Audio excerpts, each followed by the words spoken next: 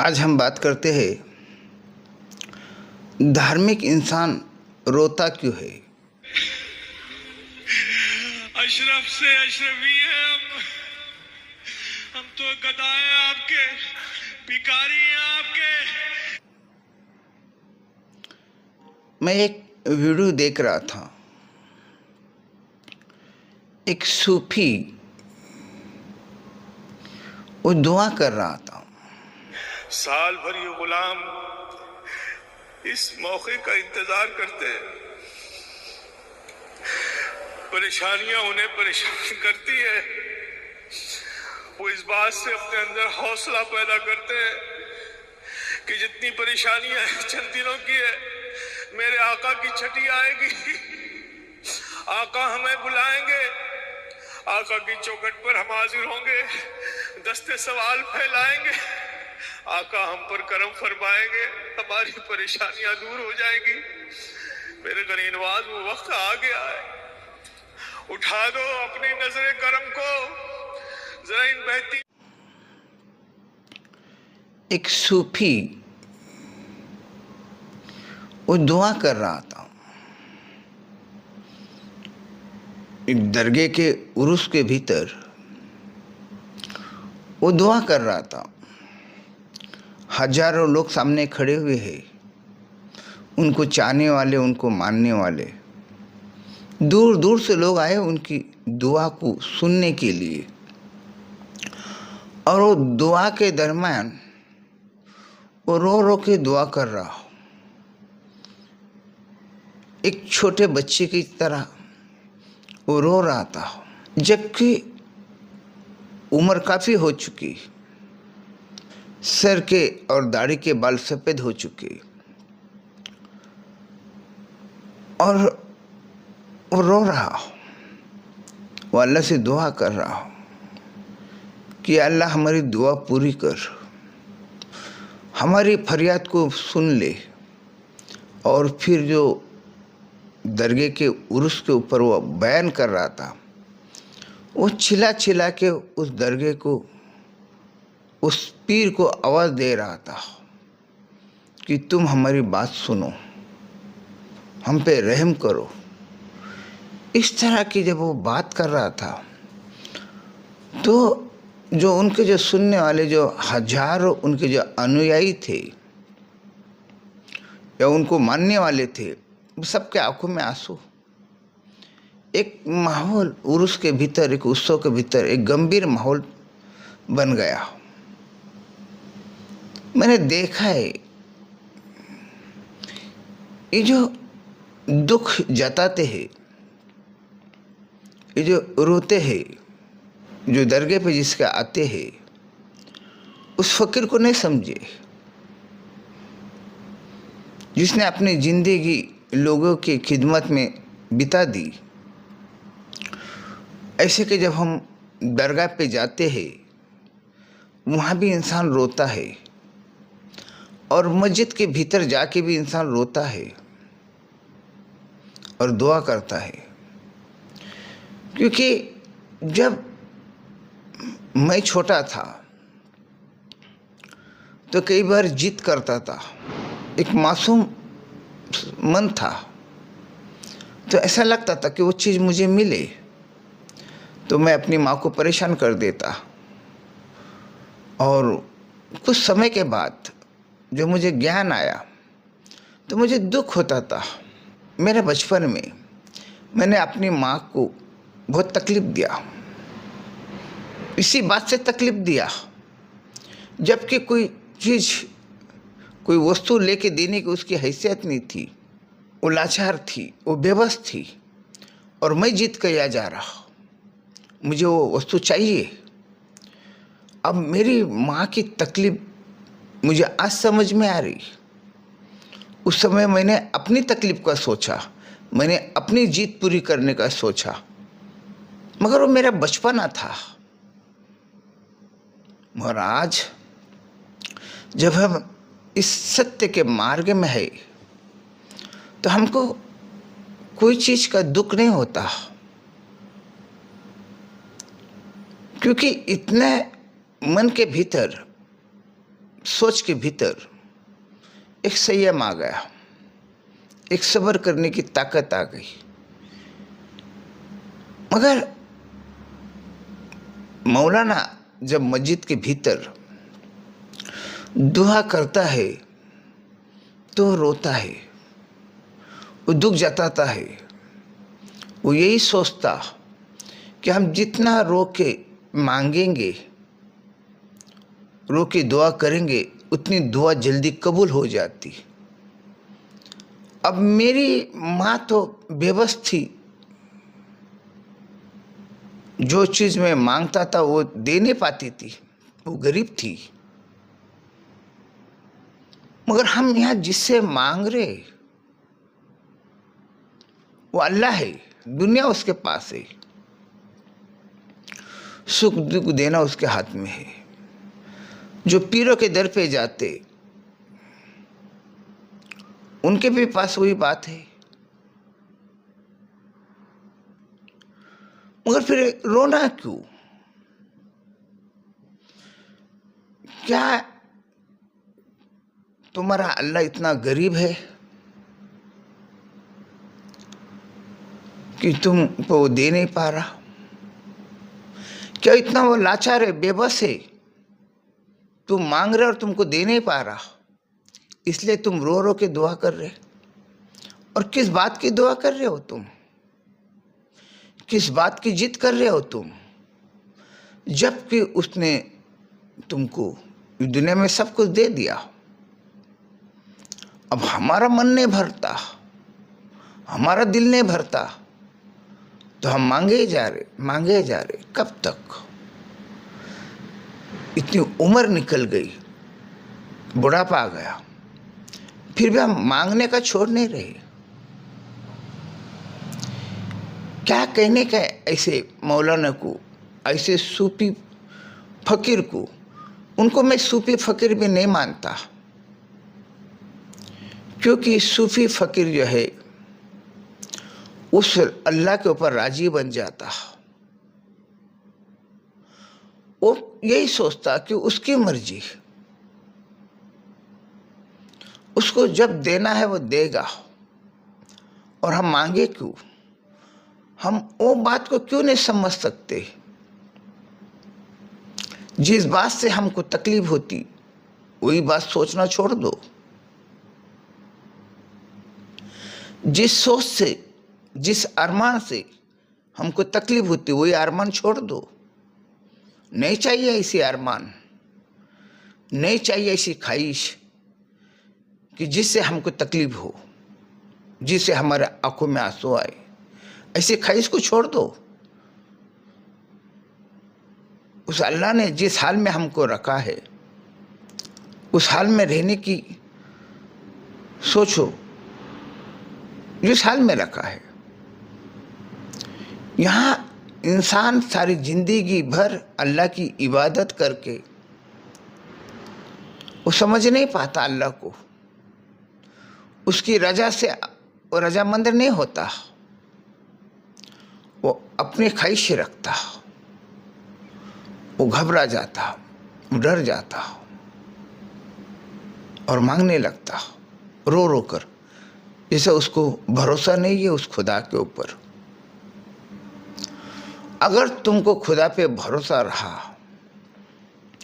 तो उससे तुमको मांगने की भी जरूरत नहीं है। तुम यही दुआ करो कि अल्लाह हमारी कोई ख्वाहिश ना रहे,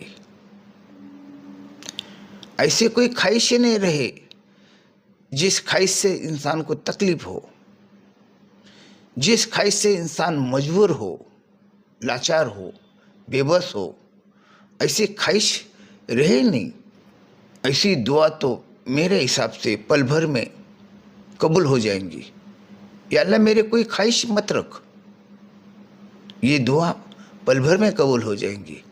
और जो तुम ख्वाहिश रखते हो, ये चाहिए, वो चाहिए, सुख चाहिए, शांति चाहिए, बच्चे के लिए सुख चाहिए, परिवार के लिए सुख चाहिए, इसको मांगता, उसको मांगता, हमको दे, ये दे, वो दे, ये ख्वाहिश जब तुम्हारी पूरी नहीं होती तब तो तुम्हारे आंखों से आंसू बहते हैं।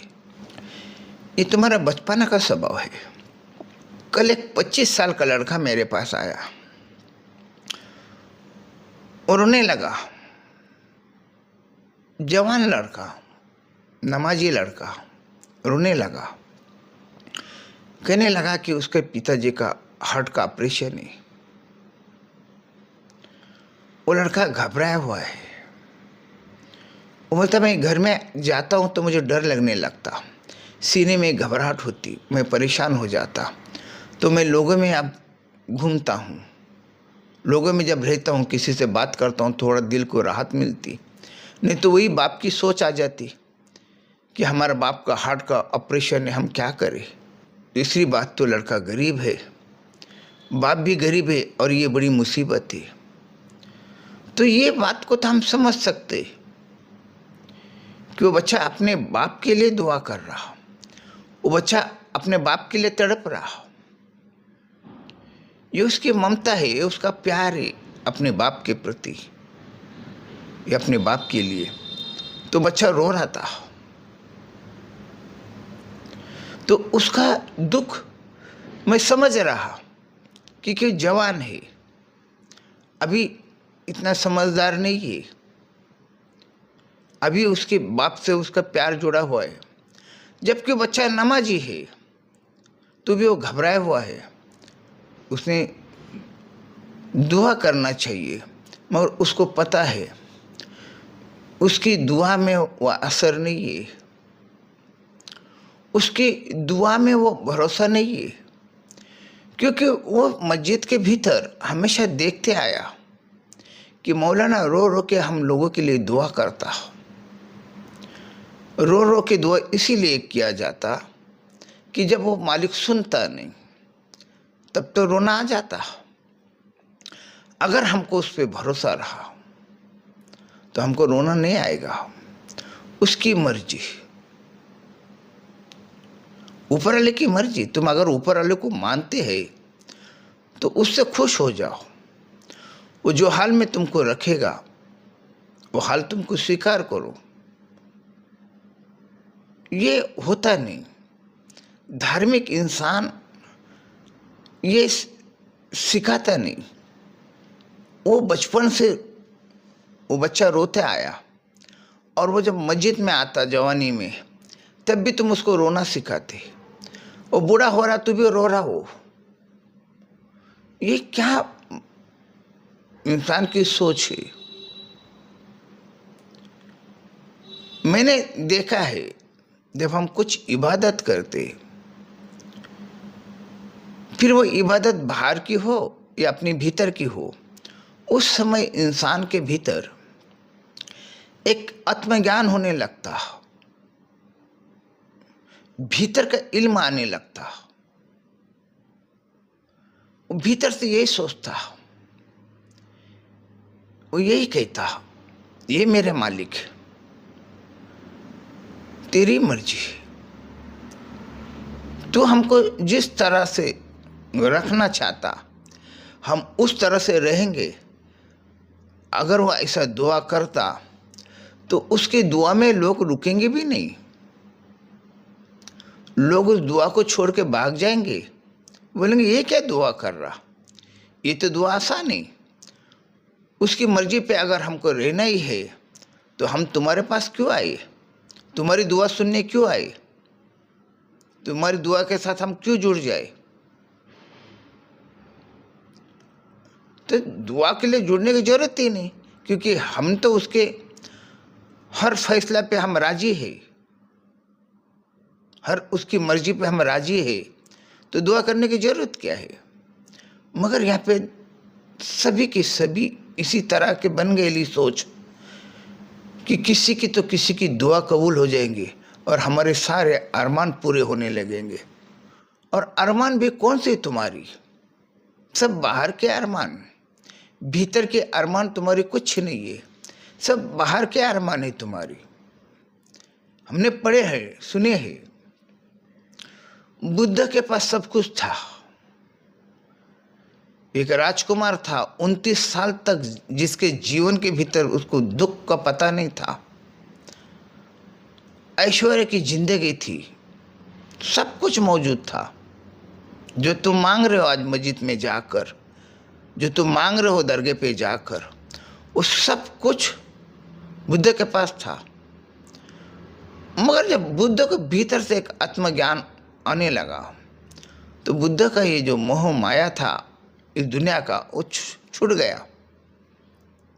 इसी तरह महावीर का भी वही बात है। महावीर भी एक राजकुमार था, सब कुछ था, मगर ये सब चीज को छोड़ना पड़ा। कब? जब भीतर से तुमको जब ज्ञान आता, भीतर से तुमको जब इल्म होने लगता, तब ये सब चीज छूट जाती। बस तुम हो और तुम क्या हो ये इंसान जानने लगता। यही बुद्ध जानने लगे। जंगल में बुद्ध गया क्यों? ये अपने आप को जानने के लिए गया। महावीर जंगल में गए क्यों? अपने आप को जानने के लिए गए। बुद्ध ने अपना महल छोड़ दिया, महावीर ने अपना महल छोड़ दिया। मगर यहाँ पे तो इंसान महल के लिए तरस रहा, तड़प रहा। ये कैसे तुम धार्मिक हो? आज हम देखते बुद्ध को मानने वाले भी महल के आस करते, महल के लिए दुआ करते, सारी सुख सुविधा आराम से मिल जाए, यही सोचते। महावीर के अनुयायी भी यही सोचते कि हमको सब कुछ मिल जाए। महावीर के अनुयायी यही सोचते, जो महावीर ने छोड़ा है वो हमको मिल जाए, राज दरबार मिल जाए, शानो शौकत मिल जाए, पद प्रतिष्ठा मिल जाए, धन संपत्ति मिल जाए। वो यही सोचते। जो महावीर ने छोड़ दिया वही तुम मांग रहे हो। मंदिर में जाके तुम प्रार्थना किस बात की कर रहे हो? कोई मोक्ष का तो प्रार्थना नहीं कर रहे तुम कि तुमको मोक्ष मिल जाए, तुमसे सब छूट जाए। ये कोई प्रार्थना नहीं करता। सब प्रार्थना करते मांगने की। जबकि वो कहता कि मैं महावीर का अनुयायी हूं, जबकि वो कहता कि मैं बुद्ध का अनुयायी हूं, मगर मांगने वाला अनुयायी बन जाता आदमी। और बाकी के धर्मों में भी वही बात है। इंसान उस मालिक से प्यार नहीं करता, वो प्यार करता दूसरों से, वो मदद लेता दूसरों से। क्योंकि हमारा संस्कार, हमारा धर्म ने हमको यही सिखाया, दूसरे से ले लो, दूसरे से मांगो। जबकि हमारे भीतर ही वो खुशी का खजाना है, मगर उस खजाने को जगाने के लिए हमको कोई लड़की चाहिए। उसके प्यार में हम गिरेंगे तो हमको खुशी मिलती। ये हमारी सोच है। खुशी उस लड़की को पाने से नहीं मिलेगी, खुशी उस लड़के को पाने से नहीं मिलेगा। खुशी तुम्हारे भीतर ही है। मगर हमको आदत गिर गई कि हम दूसरे से वो आनंद मिलाते, दूसरे के जरिए हम खुश होने की सोचते, जबकि खुशी हमारे भीतर है। धर्म भी यही सिखाता, मांगो, देने वाला है वो। आज ने कल, कल ने फिर कभी देगा। मांगते रहो भीख मंगे की तरह, कभी झोली भरती नहीं इंसान की। और फिर तुम मस्जिदों के भीतर, दरगाह के भीतर इंसान रोने वाले नजर आता, कभी कोई खुश नजर आता ही नहीं। कोई कभी मस्जिद से बाहर मुस्कुराते हुए आता ही नहीं, कभी कोई मस्जिद में मुस्कुराते हुए जाता ही नहीं, कभी कोई दरगाह के भीतर मुस्कुराते हुए जाता नहीं, ना बाहर मुस्कुराते आता। शक्ल पे 12 बजेले नजर आते। वही सोच, वही परेशानी वो मस्जिद लेकर जाता, वो दरगाह में वही परेशानी लेकर जाता। जबकि सब कुछ मिलता है, मिला है, फिर भी आस खत्म नहीं होती। कभी ये दुआ कोई करता नहीं कि ये मालिक आज से कितना दिन हमको जीने लगाएगा, आज छोड़ दे, अभी हमारे भीतर के आस को खत्म कर दे, हमारे भीतर के आस निकाल दे। ये कोई दुआ नहीं करता। सब दुआ यही करते, और आने दो, मुझे जितना मिला मुझसे ज़्यादा मेरे बेटे को मिले। ये इंसान सोचता, जो मैंने तकलीफ झेला वो मेरा बच्चा ना झेले। तुम ये नहीं सोचते कि जो तकलीफ से तुमने दुनियादारी को सीखा है, जिस तकलीफ से तुमको इल्म मिला है, जिस तकलीफ के भीतर तुम्हारा नादानी पना था, वो नादानी पना तुम्हारे बच्चे में न आए। जो सब्र तुम्हारे भीतर नहीं था, जो बर्दाश्त करने की तुम्हारे भीतर ताकत नहीं थी, तुम ये क्यों नहीं कहते कि मेरे मालिक या मेरे अल्लाह कि मेरे बच्चे में वो सब्र करने की ताकत दे, जो ताकत मेरे भीतर नहीं थी, बर्दाश्त करने की ताकत दे उसके भीतर, जो मेरे भीतर नहीं थी। तुम ये नहीं मांगोगे, तुम यही कहोगे कि मैंने जो तकलीफ झेला वो मेरा बच्चा नहीं झेलना चाहिए। दुनिया में कोई तकलीफ है ही नहीं। हम उसको सोच के निगेटिव बना लेते, हम ऐसी सोच के अपने खिलाफ बना लेते। जो सोच हमारे खिलाफ बन जाती वही सोच हमको तकलीफ देती। इसीलिए धर्म हमको ये नहीं सिखाता मांगो मत, जो दिया उसमें खुश हो जाओ। ये धर्म नहीं सिखाता। धर्म मांगना सिखाता। मांगो, रो के मांगो, गिड़गिड़ा के मांगो, आंखों में आंसू निकालो। ये जो सब जो तुम्हारे इंसान के जो नखरे है, ये मेरे बचपन में था। मैं बचपन में ये आंखों से आंसू निकालता था, जिद करता था। ये नहीं मैंने कभी सोचा कि ये खाने पीने की जो मैं आस कर रहा था बचपन में, कोई चीज़ की आस करता था, वो आस मुझ में आई क्यों? वो आस मुझसे हट जाए। क्यों नहीं मैं महावीर की तरह सम्राट बन जाऊं? सम्राट उसे कहा गया जिसने भीतर से कभी कोई जीतने की आस नहीं रखा, जो भीतर से अपने ख्वाहिश के लिए जो कोई जीता नहीं, अपने ख्वाहिश के लिए कोई जीता नहीं, उसी को कहा गया महावीर। अपने इंद्रिय के ऊपर कंट्रोल, अपने इंद्रिय की जो इंद्रिय तुमको परेशान करके रख रहा, जो सोच तुमको परेशान कर रही, वो सोच से इंसान हट जाए। जो सोच से हम परेशान हो रहे, वो इसलिए कोई ध्यान तपस्या नहीं करता, इसलिए कोई इबादत नहीं करता। इंसान इबादत करता मोह से, इंसान इबादत करता डर से। एक तो भयभीत करके रखा उसको धर्म ने, या तो मोह में ढकल के रखा। ऊपर स्वर्ग है, ऊपर नरक है। ये सब चक्कर के भीतर इंसान घन चक्कर बनकर इंसान रोता है, गिड़गिड़ाता है, अफसोस जताता है। और फिर ऐसे बड़े बड़े आलिम दुआ करते हुए हमको नजर आते, रोते हुए नजर आ रहे। कोई आलिम, कोई मौलाना ये नहीं सोचता घर से निकलने से पहले कि आज मस्जिद में जाऊंगा, सबको मैं खुश करूंगा, सबको मैं मुबारकबाद दूंगा। वो ये नहीं सोचता, वो उल्टा सोचता, आज मस्जिद में जाके रो रो के दुआ मांगूंगा और सबको रुला दूंगा और अल्लाह को मना लूँगा। ये सोच रखता है वो। इसीलिए तो मस्जिद में जब जाता है करता है तब उसके आंखों में आंसू आने लगते, और उसको देख के बाकी के जो जिसके घर में सब कुछ है, सब कुछ उसने दिया, उसको खुश होने की जगह मौलाना को देख के वो भी रो रहा, वो भी मांग रहा। ये अज्ञान की भांति एक सोच है इंसान की। यह अज्ञान है। इनके भीतर वो हकीकत आई नहीं, इनके भीतर वो सत्य तो आया नहीं। जिनके भीतर हकीकत आई थी, जिनके भीतर सत्य तो आया था, उसने सब कुछ छोड़ दिया, उसने मांगना छोड़ दिया, वो राजी होना सीख लिया। मेरे मालिक तेरी मर्जी, मेरे अपनी कुछ मर्जी है ही नहीं। तू जैसा मुझे रखेगा मैं वैसा रहूँगा, और तेरे रखने में मुझे सुकून है, क्योंकि तू मुझसे जुड़ा है या मैं तुझसे जुड़ा हूँ। ये जो सोच इंसान के भीतर आ जाए तो इंसान के आंखों से आंसू आने की ज़रूरत नहीं है। वो हर पल, वो हर वक्त खुद खुश रहेगा और दूसरों को भी खुशी रखने की कोशिश करेगा। बस आज इतना ही।